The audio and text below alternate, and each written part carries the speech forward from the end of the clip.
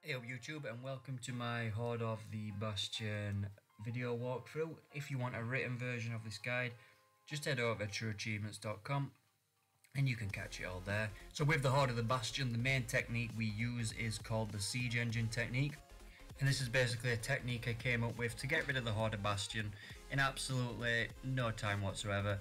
All you need to do really is just make sure that you keep your Redstone Launchers alive and your Spyglass Overlooks, because they're expensive. So what's going to happen is, you notice the lava moat around the Horde of the Bastion's base. Well, we're actually going to turn that against him. We're going to use that lava moat to our advantage, because piglins can't cross lava neither. They will burn and they will be unalived. So what we need to do is not build any bridges. The minute you build a bridge to the other side is the minute that the piglins can start coming over and messing with you. So you're going to build 3 redstone launchers and a spyglass overlook behind it, and then you're going to put a load of watchtowers around it just to defeat the piglins. Build a carpenter hut as well, so that all these structures you've just placed can be repaired. And then make sure that when you're dismantling these structures, that you don't go over your carry capacity. So when you dismantle a redstone launcher, you will get 100% of the redstone back. But if, let's just say I'm carrying 250 redstone and I dismantle a redstone launcher, but my carry capacity is 300, that means I'm going to be losing 50 redstone. I'm never going to see that redstone again. But if I add 200 redstone and dismantle the launcher, it'll put me up to 300 and I won't be losing any redstone. It sounds like a little bit of tricky maths, but once you're used to it and you understand how the dismantling works, it's honestly not that hard to wrap your head around. So with your siege engines placed, your spyglass overlook, all that stuff, your watchtowers, the only building that I want you to focus on first is going to be a spike launcher, but no doubt if there's a spike launcher, you're already going to know about it. So this spike launcher tower that I'm referring to, it will fire a giant spike in the air and it will come down and land on you, and the spike will split into multiple different projectiles, explodes into a cluster bomb, which explodes into smaller bombs. So it can be really annoying and really bad for your defenses. Okay, it will shred through watchtowers, it will shred through redstone launchers, and it will destroy spyglass overlooks like they're nothing. So make sure that if you are targeting, target the spike launchers first, okay, with your redstone launchers. Once all that ordeal's over with though, and there's no spike launchers left, and your redstone launchers are basically just sitting there looking pretty, you've secured your forward base, then what you need to do is use the siege engine method to sink the Nether Portal. So the spyglass overlooks give the redstone launchers twice the amount of range. So with that, you should be able to reach the Nether Portal in the centre. If they have lava towers, you should be able to reach those too. Just don't be scared about dismantling your redstone launchers and rebuilding them somewhere else if you have to. It's just part of the game. But what you'll notice is, they do like 5% damage per shot to the Nether Portal. So in 20 shots from all 3 of those redstone launchers, okay, so once you've hit 20 shots on the Nether Portal, it will fall, because each redstone launcher is doing 5% damage per hit.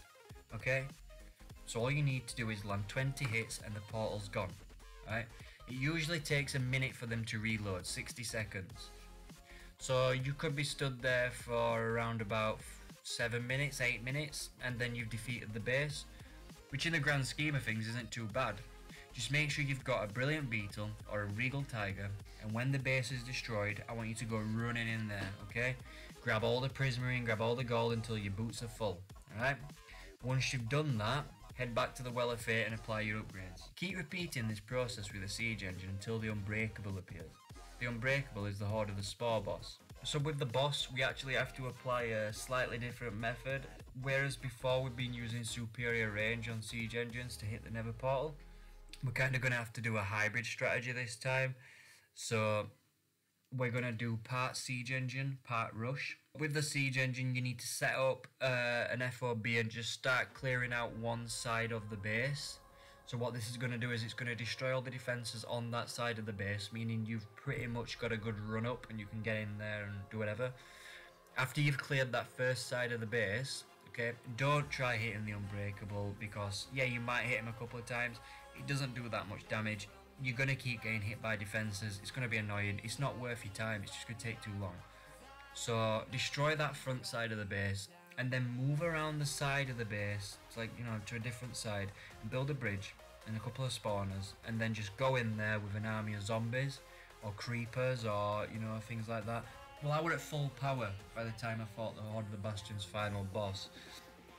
Personally, I like to go for 40 skeletons, 40 zombies, and that's also including any other mobs that I've picked up along in the surrounding area.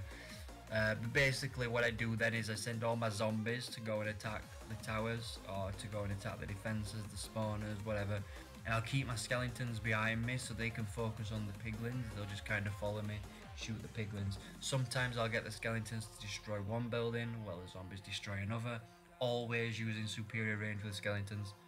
But what you're going to do is I want you to run all the way around the outskirts, clearing all the buildings, and make sure you're going back to the Well of Fate and applying upgrades if you need them where necessary, okay? So once you've cleared that surrounding area, actually fighting the Unbreakable isn't that bad. You just need to kick his gate in, and then you're going to go charging in there with an army of zombies.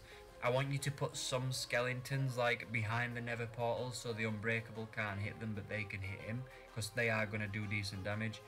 Skeletons do a lot more damage, but they're really fragile, so as long as you've got zombies, okay, or even cobblestone golems if you're really struggling, just something to soak the Unbreakable and get him to not chase the skeletons, okay?